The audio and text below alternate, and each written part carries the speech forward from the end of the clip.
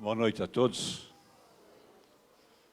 Dizer para vocês que é sempre uma alegria revê-los aqui na casa, não é? E dizer a vocês que esta noite nós vamos ter a oportunidade de ouvir a Gabriele fazendo uma palestra cujo tema é Por que eu? Acho que muitos de nós já um dia fizemos essa pergunta, né? Por que eu, né? Achando que nós somos diferenciados dos outros, que não somos iguais aos outros. Os outros é que precisavam ter aquele problema, nós não, né? Então, o tema dela é esse aí, por que eu? Muito interessante o tema, e vamos aprender com certeza muitas coisas com ela, com a Gabi. Para tanto, nós precisaremos fazer a nossa prece inicial para prepararmos o nosso ambiente. Faço eu hoje, tá? Tenho convidado alguém para fazer, mas hoje faço eu.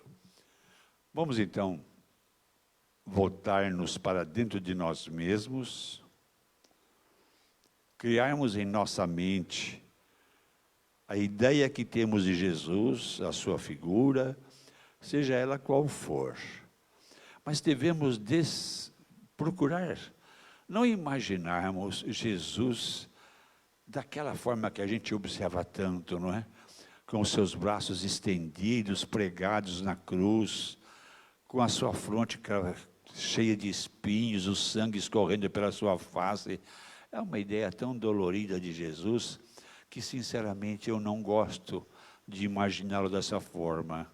Porque isso foi um momento da sua vida, e ele teve uma vida toda de exemplos de amor ao próximo, de contato direto com a espiritualidade, direto com Deus. Então, imaginemos Jesus com as suas mãos estendidas sobre nós, dando-nos a bênção, dando-nos o passe, e nós apelamos a Ele, então, dizendo o seguinte: Jesus, Mestre amado e querido, nesta noite em que mais uma vez estamos reunidos, Senhor, em Teu nome, na expectativa de podermos receber da espiritualidade maior os benefícios que aqui viemos buscar. Nós te pedimos, Jesus, abençoa a todos nós, permita com que nós possamos esta noite receber, através da palavra da nossa irmã Gabi, através dos passes que depois serão nos aplicados pelos nossos irmãos passistas, que nós possamos receber as tuas bênçãos. Permita, Jesus, que ao sairmos desta casa, levemos em nosso coração a alegria de estarmos perto de você. Obrigado, Jesus amado, por tudo que nos tem dado ao longo da vida. E sabemos, Mestre, que nós não somos merecedores das suas atenções, não somos. Mas apesar disso, nós insistimos, Jesus querido. Se não for por mérito nosso, que seja por acréscimo da tua misericórdia. Abençoa a cada um de nós, fazendo que o nosso coração vibre em uníssono com a tua mensagem evangélica. Obrigado, Senhor, e nos permita então iniciarmos a nossa reunião dessa noite. Gabi, o microfone e a palavra é sua. Ficamos aqui para te ouvir.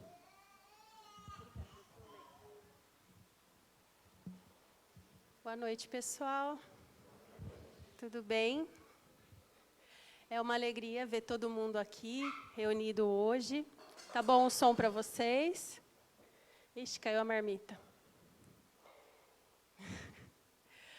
Bom, é uma alegria, como eu estava dizendo, ver tantos rostos aqui, alguns que já frequentavam a casa, né? E alguns mais novos. Nós somos todos tão diferentes, cada um de nós vem de um contexto diferente, cada um de nós tem uma visão diferente do mundo, cada um de nós torce para um time diferente, cada um de nós tem gostos diferentes. Nós, seres humanos, somos muito diversos, realmente. Mas, na nossa diversidade, a gente tem uma coisa que nos une. E essa coisa que nos une é a dor. Não importa se eu torço para o Corinthians, ou se eu torço para o Palmeiras, se eu sou São Paulino, se eu sou flamenguista. Se eu tiver uma dor no rim, uma pedra no rim, quem já teve sabe como é gostoso, uma sensação tão adorável. Todo mundo vai sentir da mesma forma. Não importa se você é espírita, se você é ateu, se você é budista, protestante, católico. Se você tem uma perda de uma pessoa que você ama, seja porque ela simplesmente foi embora, ou porque ela desencarnou, né? Aqui dentro, o sofrimento é o mesmo. Aqui dentro, até na nossa carne dói. A saudade, não importa quem você é. Ela não faz diferença, né? Não importa se a gente é brasileiro, se a gente é alemão, se a gente é esquimó, se a gente é africano, se a gente... Não importa. As nossas angústias, as nossas ansiedades, as nossas dores, as nossas vontades, sempre batem da mesma forma, lá no nosso coração, né? E a dor é o que faz a gente se conectar com o nosso irmão, se conectar até com a nossa própria humanidade.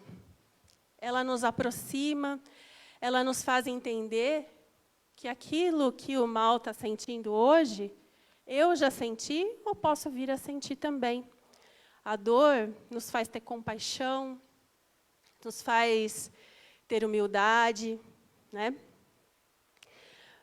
Mas, mesmo sabendo que todo mundo que está aqui, eu tenho certeza que todo mundo que está aqui hoje, ou está passando por algum sofrimento, ou já passou por algum sofrimento, ou vai passar, né, pela dor, mesmo sabendo disso, a primeira coisa que vem na nossa cabeça, quando a gente sofre, a primeira pergunta é o quê? Por que eu? Por que isso está acontecendo comigo? Isso é uma pergunta muito válida, é uma pergunta muito importante, se a gente souber fazer essa pergunta da forma correta. Então, assim, ao invés da gente pensar, puxa vida, mas comigo, tinha que ser eu,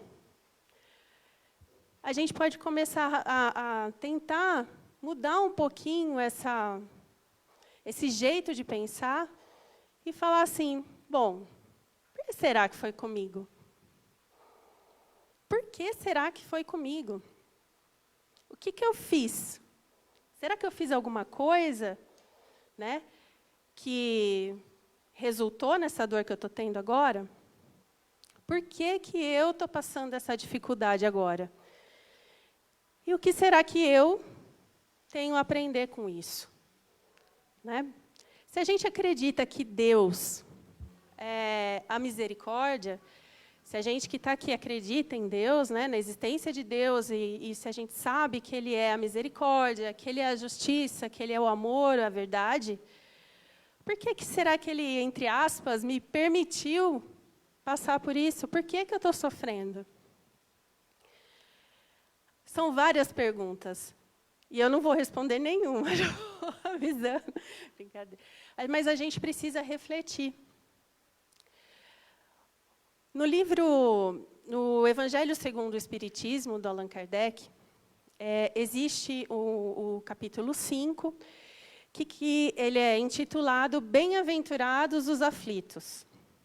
E dentro desse capítulo existe o item Justiça das aflições. Então, espera lá. Primeiro Jesus falou, bem-aventurados os aflitos. Então, Ele não vai deixar a gente sem socorro, né?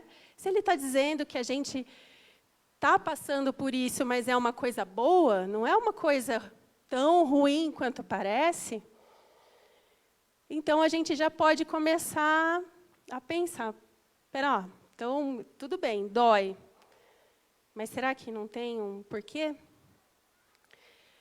E depois, né, a gente viu a justiça das aflições. Então quer dizer que alguma justiça tem nisso, alguma coisa tem nisso. E Kardec ele fala o seguinte, Kardec não, né? Os espíritos que ajudaram Kardec a codificar a doutrina. Fala o seguinte: a quem então há de o homem responsabilizar por todas as aflições, senão a si mesmo? O ser humano, pois, em grande número de casos, é o causador dos seus próprios infortúnios.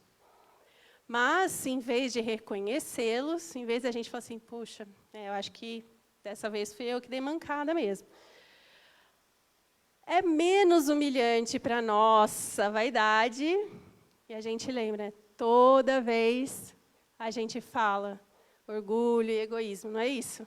Toda vez que vocês vêm aqui, alguém vai falar que a gente precisa combater esses dois vícios.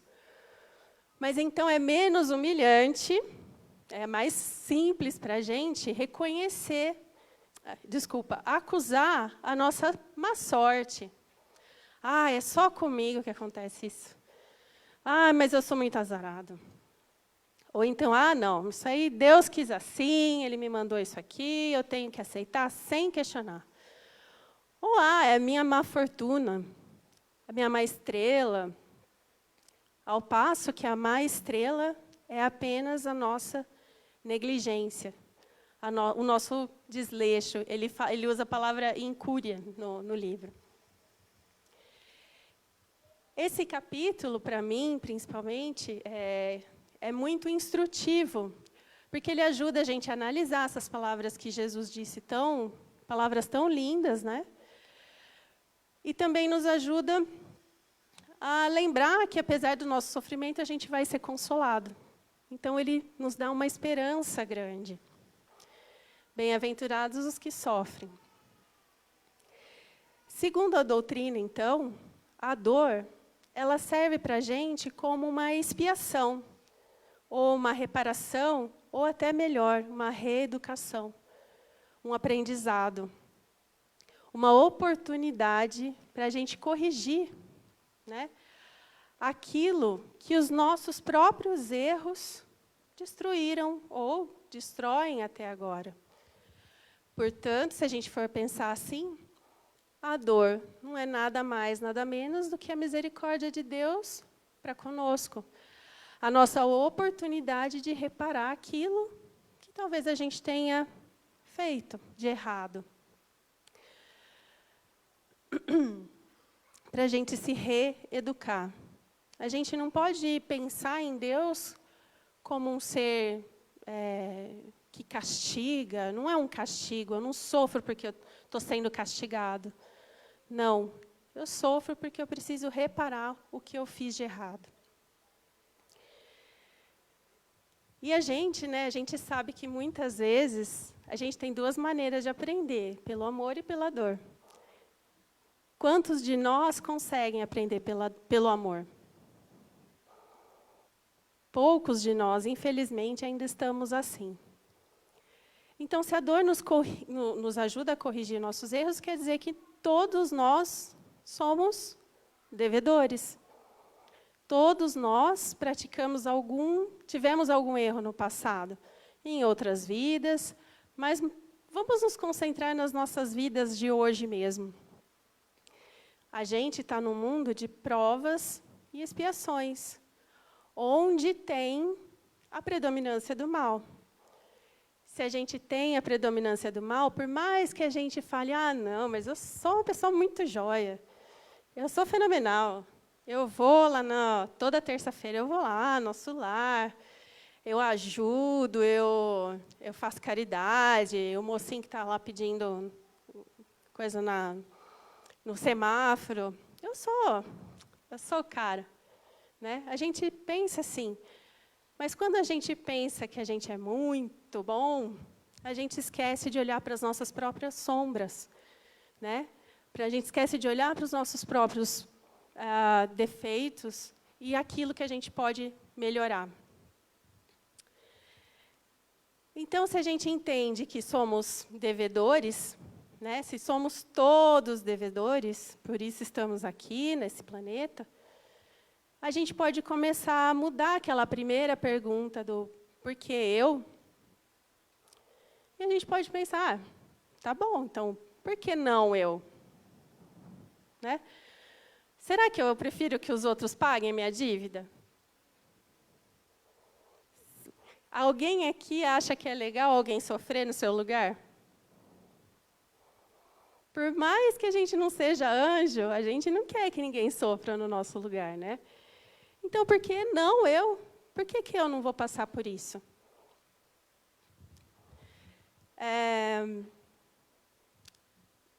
Essas nossas dívidas, né, que a gente contrai durante... Eu falo que nós somos endividados, mas assim, né? A gente usa dívida, mas os nossos erros, né? Esses erros, eles podem ter sido adquiridos durante as nossas encarnações anteriores ou na recente, né? Mas não importa de quando eles sejam. O que importa é que a gente precisa reparar. E quando a gente comete um erro contra alguém, ou até mesmo contra nós mesmos, quantas vezes nós não erramos contra nós mesmos? Nós não temos que nos perdoar. A gente precisa, então, passar por alguns passos quando a gente erra. O primeiro é a gente admitir que a gente errou, né? É fácil? É difícil. Então, é o nível 1 de dificuldade. Primeiro, a gente admite. É difícil, mas a gente está lá com a gente mesmo, né? A gente precisa, às vezes, fazer Vamos recapitular, vamos pensar, será que eu agi certo, será que não? Nível 1 de dificuldade. Até a sua vaidade, o nosso orgulho, fala assim, não, realmente, eu errei, pisei na bola. Aí depois vem o segundo passo. Aí o nível 2 de dificuldade. Depois que a gente se arrepende, fala, pisei na bola mesmo, a gente tem que pedir desculpa. Aí o bicho começa a pegar. Porque o nosso orgulho, a nossa vaidade, nosso egoísmo, fica lá, mas se eu for lá pedir desculpa, eu vou ter que me humilhar. Se eu for lá tentar reparar, eu vou ter que admitir que eu estava errado para ele, que ainda estava certo. Ah, não. Aí vai ser difícil. É dureza. Nível 2 de dificuldade.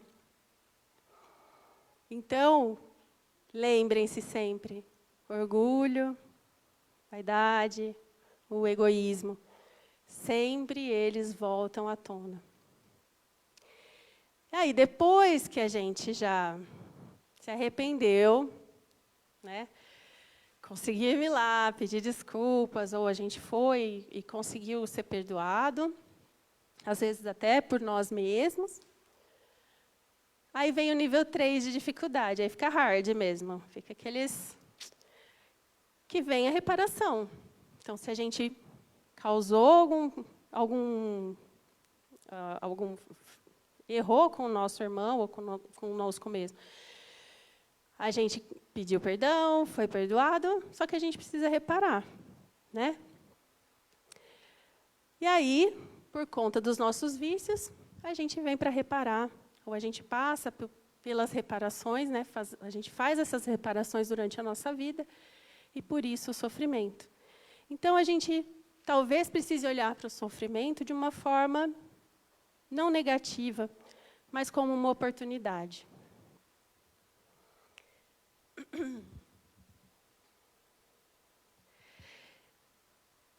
Como eu disse, os nossos vícios recorrentes, o orgulho e o egoísmo, são aqueles que sempre a gente tem que vir, que a gente sempre fala, todos os estudos a gente conversa, que a gente precisa conseguir são os nossos inimigos maiores. Quando a gente consegue se burilar e se polir o suficiente, quem sabe um dia, né, daqui a algum tempo, não estou falando agora, não. Quem sabe um dia, em vez da gente perguntar por que eu, depois passar por que não eu, será que um dia a gente não possa falar, nossa, ainda bem que foi comigo. Graças a Deus que foi comigo. Porque eu tive a oportunidade de melhorar, de ser uma pessoa melhor. Eu tive a oportunidade de me polir. Aí vocês vão falar para mim, então quer dizer que se eu virar espírita, então, vai querer dizer que eu gosto de sofrer. Né? Não tem nada a ver isso. Então quer dizer que eu vou ter que atrair sofrimento para mim. Porque daí, quanto mais eu sofrer, melhor vai ser, porque daí eu vou ser, nossa, vou ser o top. Não. Quando a gente está lá, esperando naquela fila gigante para voltar aqui para a Terra, a gente já acerta as nossas contas. Muitas vezes, o nosso saldo devedor é muito maior do que a gente aguenta pagar, que a gente consegue pagar. Então, não, vamos fazer os nossos acertos de contas para a gente conseguir sair legal. Vamos passar bem, né? Passar na prova bem. Não vamos esquecer que cada um de vocês que está aqui, cada um de vocês está fadado à perfeição. Está fadado a ser um espírito angelical. Cada um de vocês, está escrito, Jesus disse que nenhuma ovelha vai se perder. Né, Júnior? Pergunta 116 do Livro dos Espíritos. E acreditem em mim, quando a gente faz a nossa mudança interna, ou a famosa reforma íntima, que a gente sempre comenta aqui, a gente começa a perceber que as coisas vão melhorando. Né? A gente começa a mudar até a nossa atitude mental, as nossas ideias se transformam. Tudo que está aqui, de material, esse microfone, essas cadeiras, saíram de uma ideia. Alguém pensou primeiro antes dele existir. Então, que as nossas ideias sejam ideias enobrecedoras. Né? E se a gente conseguir fazer isso, com a nossa reforma íntima, a gente consegue cada vez ser melhor, cada vez melhorar um pouquinho, e cada vez mais chegar próximo daquela, ainda bem que foi comigo, né? De poder falar isso. E assim, a gente não precisa fazer grandes gestos. Se eu vou lá para a Ucrânia, vou salvar o mundo. Não é assim. A gente pode começar aqui. A gente pode começar pequenininho. No trânsito. Dá passagem para alguém. Estou no telefone, alguém me liga. Vamos ser, né? Vamos ter respeito, vamos falar bem. Alguém pede um favor. Aquela pessoa que você não gosta muito, que trabalha com você ou que estuda com você, você não vai muito com a cara.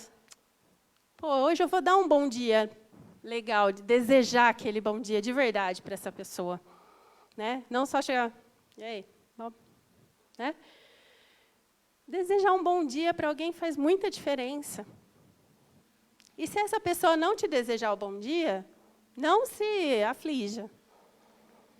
A sua parte você fez. Isso que é o mais importante. A gente precisa plantar o que a gente deseja colher. Não adianta querer colher na árvore do outro, que isso não rola, viu, gente? Não adianta. Se a gente quer comer uma maçã docinha, a gente tem que plantar uma árvore de maçã, uma macieira linda, regar, cultivar. Não adianta. E, para provar para vocês que espírita não gosta de sofrer, eu vou compartilhar com vocês uma coisa que eu ouvi numa palestra do Divaldo Franco. Para quem não sabe, o Divaldo ele é um espírita, né? Ele é um orador espírita, já tem mais de 70 anos dedicado à doutrina.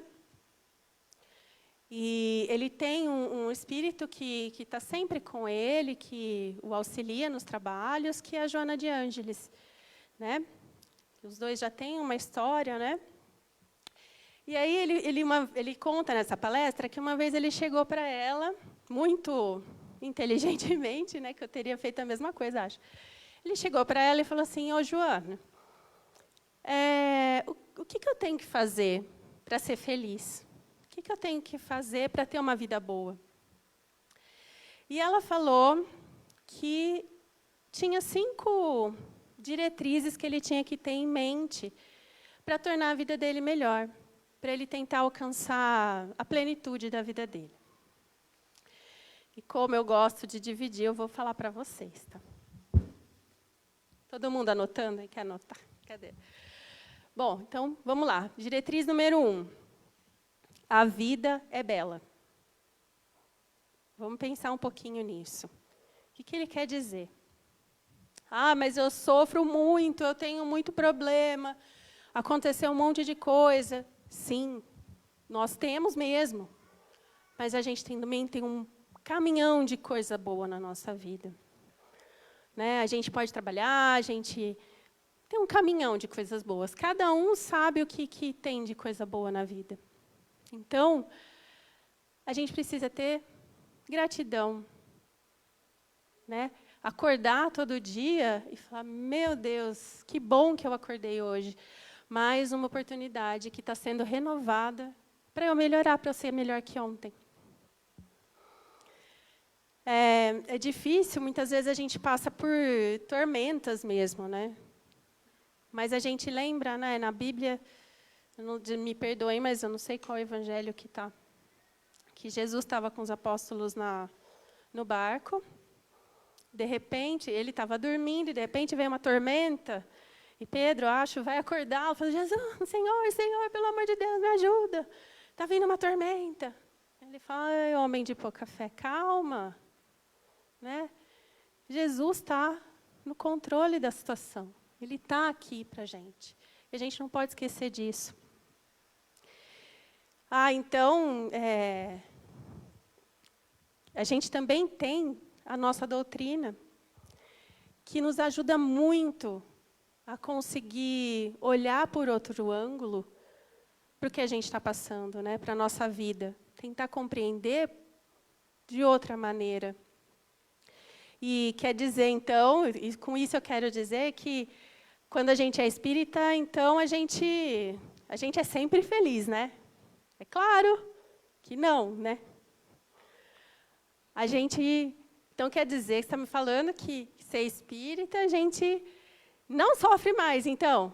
Claro que não. Né? Mas o que a gente tem de vantagem quando a gente conhece a doutrina?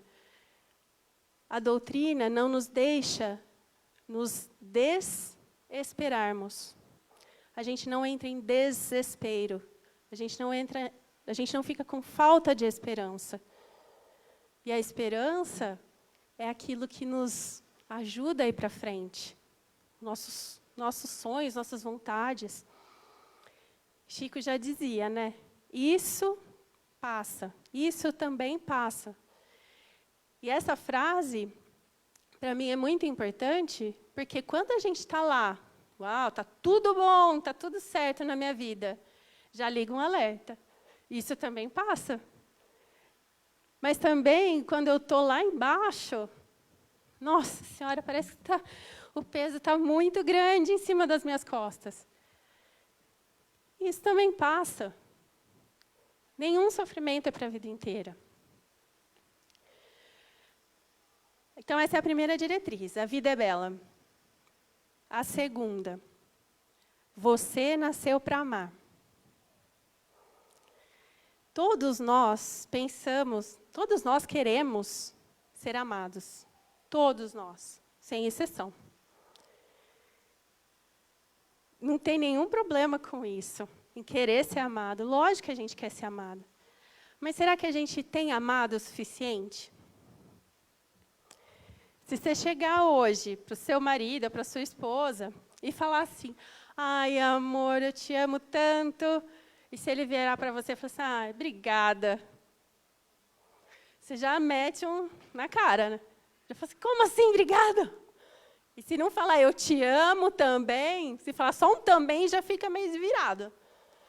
Então, quantas vezes a gente esquece que a gente, ao invés de ficar exigindo que a pessoa nos faça feliz, será que a gente não pode se esforçar para fazer ele feliz? Se esforçar para amar o outro? Se a gente já conversou que somos todos nós devedores, a gente não pode achar, nem se iludir, que aqueles nossos companheiros de caminhada, que estão conosco, são perfeitos. Ai, mas ele tem aquele defeito, porque minha mãe faz isso, meu filho isso, meu marido aquilo. Pessoal, nós também. Muitas vezes até pior, né? Então, em vez da gente tentar consertar o outro que a gente não consegue, olhar para a gente, conhecer os nossos defeitos, as nossas sombras, né? E fazer pelo outro aquilo que Jesus pediu, o que a gente gostaria que fosse feito pela gente. Terceira diretriz. Estou acabando, gente. Nascemos para servir. Todos nós queremos e gostamos de sermos servidos, né? Ai, que delícia, né? Vocês podem ver, normalmente as pessoas que fazem tentam descobrir quem eram na regressão, né? Fazem regressão para ver quem era na vida passada. Não tem um que era, não, eu era servente lá no faraó. Eu era escravo lá de não sei quem. Todo mundo era rei, rainha da corte. Não é isso. Mas será que tinha tanto rei e rainha assim? Né? E se a gente foi rei e rainha mesmo, será que a nossa encarnação como uma pessoa poderosa foi bacana? Será que a gente ajudou os outros? Será que a gente fez o que a gente devia fazer como líder? Né? Jesus, que era a pessoa que mais tinha por que ser servido, usou a vida inteira dele para servir. Só servir. Né? A todo mundo, sem exceção, nunca teve uma crítica. A pessoa mais perfeita que já veio para cá. Por que a gente vai se achar no direito de criticar ou de querer ser servido? Né? Então, todo mundo aqui pode dispensar uma hora do seu mês, uma hora da sua semana, uma hora do seu dia, para poder servir alguém. Como eu já disse, não precisa ser grandes gestos. Tem um monte de entidade na cidade precisando de voluntário, precisando de ajuda, às vezes para conversar com alguém. Não é dinheiro, não é nada, é o seu tempo. Quarto, o mal que me fazem não me faz mal. O mal que me faz mal é o mal que eu faço aos outros. Certo aqui? Vocês conseguiram entender? Então, assim, o que vai me machucar é eu provocar o mal de alguém. É muito melhor a gente ser caluniado do que ser o caluniador. Porque quando a gente calunia, ou quando a gente faz mal, ou quando a gente age contra as leis de Deus, a gente está adquirindo mais uma dívida. E eu vou ter que reparar essa dívida. E aí eu vou sofrer mais um pouquinho, dependendo do tanto do mal que eu fiz. É simples, não é? Faz sentido. É lógico, né? Então, pessoal, não vamos adquirir dívidas. Vamos tentar amenizar as nossas dívidas, que já são o suficiente, né? E o quinto é o tenha alegria em viver. A gente ser negativo, triste, carrancudo, dá o mesmo trabalho do que a gente ser feliz. Dá o mesmo trabalho do que a gente ser positivo. Às vezes dá até mais trabalho ser negativo do que ser positivo. E como a gente já conversou, as ideias, né, o que a gente pensa, as coisas começam a acontecer. Para que eu vou ficar pensando, não, vai dar tudo errado na minha vida? Por quê? Não, eu vou sair dessa, eu vou conseguir, vai dar tudo certo. Eu sou uma pessoa alegre, eu tenho fé em Deus. Calma, filho, isso vai passar. Estou apenas te deixando mais forte. Né? Então, ao invés da gente pedir provas menores, vamos pedir mais força, mais fortaleza. A gente é bom, vamos lá, gente. Né? Para a gente finalizar, eu já passei um pouquinho, a gente tem mais um instrumento que a gente, às vezes, usa pouco, que é a prece. O Chico dizia que se a gente soubesse o valor da prece, a gente ia viver ajoelhado, rezando. E é nessa hora, nesse momento, que a gente se recolhe, que a gente até ajuda a gente a reorganizar nossas ideias. A gente tem intuições daqueles nossos amigos que nos protegem, né? Ajuda a afastar pensamentos ruins da nossa cabeça, né? Orar e vigiar, né, pessoal? E isso nos ajuda a acalmar o coração, nos ajuda a nos recompormos, a nos sentir mais fortalecidos. Ter mais calma, né? Nos consola. Então, pessoal, agora eu convido vocês a me acompanharem numa prece para a gente poder encerrar nossa conversa. Vamos fechar, então, os nossos olhos. Vamos entregar o nosso coração nas doces mãos do nosso amado Mestre Jesus e agradecer. Obrigada, Mestre, por tantas lições e ensinamentos que sempre nos trazes. Obrigada por nos ajudar nas nossas aflições e por ser o nosso irmão tão amado. Pedimos a Deus, nosso Pai, que nos dê sempre a fortaleza para enfrentarmos com coragem, fé inabalável e alegria os nossos desafios e que possamos sair deles com a alma leve de quem pagou uma dívida e que estamos cada dia melhores. Agradecemos também a todos os nossos irmãos do plano espiritual que aqui estiveram e que estão nos auxiliando em nossa busca pela reforma íntima. Pedimos que fluidifiquem a água que trouxemos, nos abençoando com as energias reparadoras que cada um de nós tanto precisa. Muito obrigada e que assim seja. Obrigada.